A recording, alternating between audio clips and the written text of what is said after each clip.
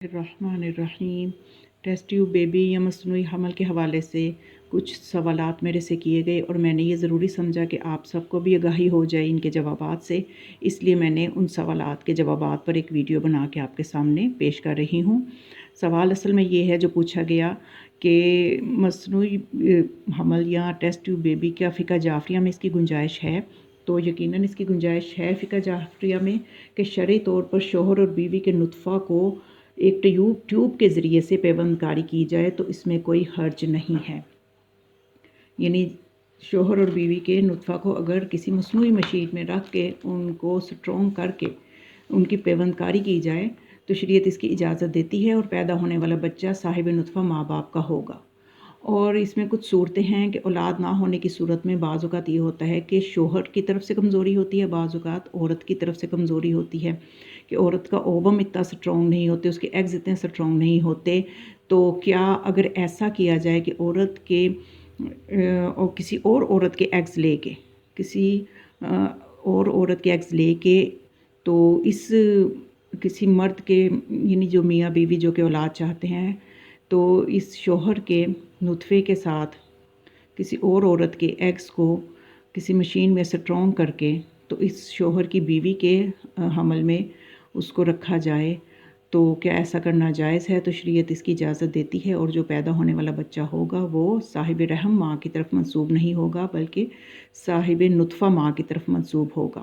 اور اگر کوئی عورت جو ہے وہ صاحب اولاد نہیں ہو پاتی اور اس کی وجہ یہ ہوتی ہے کہ اس کے شوہر کے سپرم سٹرونگ نہیں ہوتے، تو اس صورت میں ہماری فقہ جعفریہ یہ کہتی ہے کہ اگر عورت کے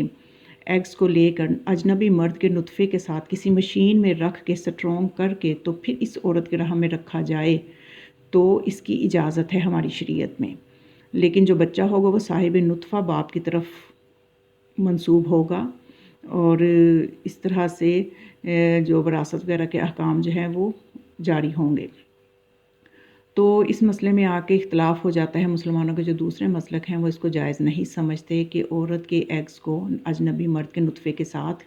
جو ہے وہ نہیں ملایا جا سکتا۔ حالانکہ اگر ہماری فقہ جعفریہ اگر اس کی اجازت دیتی ہے تو حدود و قیود کے ساتھ اجازت دیتی ہے کہ جس میں نامحرم اس فعل کو انجام نہ دے اور براہ راست اجنبی مرد کے نطفے کو عورت کے رحم میں نہیں ڈالا جا رہا، نہ ہی کسی انجیکشن کے ذریعے ڈالا جا رہا ہے، بلکہ یہ دونوں صورتیں فقہ جعفریہ میں بھی ناجائز ہیں، بلکہ دونوں کے نطفے اور اووم کو لے کے کسی مشین میں سٹرونگ کر کے عورت کے رحم میں رکھا جا رہا ہے، حدود و قیود کا لحاظ رکھتے ہوئے رکھا جا رہا ہے، تو اس کی پھر فقہ جعفریہ میں اجازت ہے۔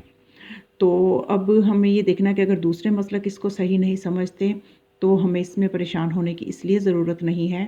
کہ ہمارا جو فقہ ہے وہ اہل البیت علیہم السلام کے در سے ہم نے لی ہے، فقہ جعفریہ ہے، اور یہ معصومین کے راستے سے ہم تک پہنچی ہے، اور یہی وہ دین ہے کہ جس پہ اللہ ہمیں دیکھنا چاہتا ہے۔ تو یہ وہ اہم مسئلہ تھا جس سے میں آگاہ کرنا چاہتی تھی۔ اور دیکھیے اس کے علاوہ یہ کہ جب ایک عام سی مثال ہے کہ اگر بلڈ کی ضرورت ہو تو وہاں پہ محرم نامحرم کو تو نہیں دیکھا جاتا۔ شریعت نے اجازت دی ہے کہ اگر عورت کو بلڈ کی ضرورت ہے تو کسی بھی نامحرم مرد کا بلڈ جو ہے وہ ڈونیٹ کیا جاتا ہے یا خریدا جاتا ہے،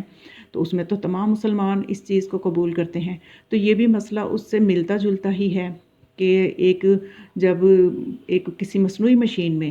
ان سیلز کو سٹرونگ کیا جا رہا ہے اور پھر عورت کے رحم میں رکھا جا رہا ہے، تو اس کو یوں بھی سمجھ سکتے ہیں کہ اگر جب کسی عضو بدن کی ضرورت پڑتی ہے تو تب یہ نہیں دیکھا جا سکتا کہ اگر کوئی عورت بیمار ہے اس کو گردے کی ضرورت ہے تو کسی نامحرم کا گردہ نہیں لگ سکتا، ایسا تو نہیں ہوتا۔ تو شریعت جب اس کی اجازت دیتی ہے کہ گردے کو جو ہے وہ چاہے محرم کا ہو نامحرم کا ہو، وہ لگاتے وقت یا خریدتے وقت جو ہے اس کی اجازت ہے، وہ لگایا جا سکتا ہے، اور جب وہ بدن اس کا عضو بن جاتا ہے تو پھر اس میں کوئی ایسا مسئلہ نہیں رہتا۔ حتیٰ کہ کافر کے اعضاء جو ہیں اس کی بھی خرید و فروخت جو ہے وہ شریعت میں اگر ضرورت ہو تو مسلمان کے اندر وہ اعضاء جو ہیں وہ لگائے جا سکتے ہیں۔ تو یہ بھی اس قسم سے ملتا جلتا ہی مسئلہ ہے، تو اس میں کوئی حرج نہیں ہے۔ اور بس یہ وہ علمی معلومات تھی جو میں نے آپ تک پہنچانا ضروری سمجھتی تھی۔ آپ ان معلومات کو آگے بھی پہنچائیں، اور مزید معلومات کے لیے علوم آل محمد کو جاننے کے لیے اس چینل کو ضرور سبسکرائب کریں۔ والسلام علیکم ورحمۃ اللہ وبرکاتہ۔